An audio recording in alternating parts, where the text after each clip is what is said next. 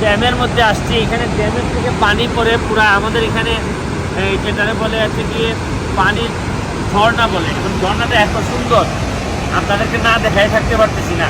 এটা নিউ ইয়র্কের মধ্যে পড়ছে, এটার নাম হচ্ছে ক্রটন জর্জ পার্কে আমরা এখন আছি। আর পার্কের উপরে আছে এই ড্যামটার সাউন্ড শুনতে পাচ্ছেন কিনা, এবং এটার সাইজ এত সুন্দর। বাংলাদেশে এর সাথে কম্পেয়ার করলে আপনি দেখতে পাবেন বাংলাদেশে অনেক সুন্দর জায়গা আছে, কিন্তু এত বেশি মানুষ এবং রক্ষণাবেক্ষণের অভাবে নিচে দাঁড়াই থাকা যায় না। কিন্তু এখানে এরা করছে কি, মানুষ অনেক লিমিটেড। আপনি পুরাটা দেখেন, এই যে আজকে মতো এটা উইকেন্ডেও কিন্তু অত বেশি মানুষ নাই, খুব হাতে গোনা 2, 3, 4 জন বা 10 জন এরকম মানুষই আছে।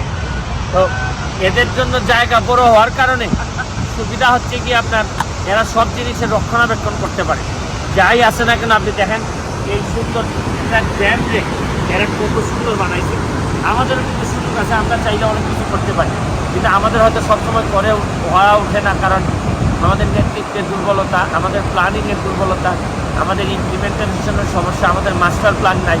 আমরা শুধু ইমিডিয়েট প্ল্যান নিয়ে কাজ করি।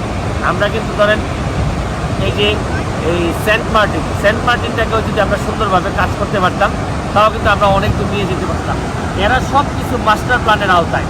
আমরা যে কবে মাস্টার প্ল্যানে যাব এটাই এখন পর্যন্ত জানি না। তারপরে এইসব কথায় যাব না, আপনাদেরকে এই সাউন্ডটা শোনাইতে চাই। এখানে নিউ ইয়র্কের এই প্রথম এই ড্যাম থেকে এই সাউন্ডটাও সুন্দর, দেখতেও অনেক বেশি সুন্দর। আপনারা এইদিকে দেখতে পারেন একদিকে থেকে গাছ, হয়তো আগামী সপ্তাহ থেকেই গাছের পাতা দেওয়া শুরু করবে, কারণ সামার চলে আসতেছে আস্তে আস্তে। এটার শীতের কারণে এগুলো একদম পাতা শূন্য হয়ে গেছে। পুরো ভিউটাই অনেক বেশি সুন্দর দেখার মতো। এই জন্য ভাবলাম আপনাদের সাথে একটু শেয়ার করে নিই, একটু দেখাই নতুন ভালো করে দেখাই।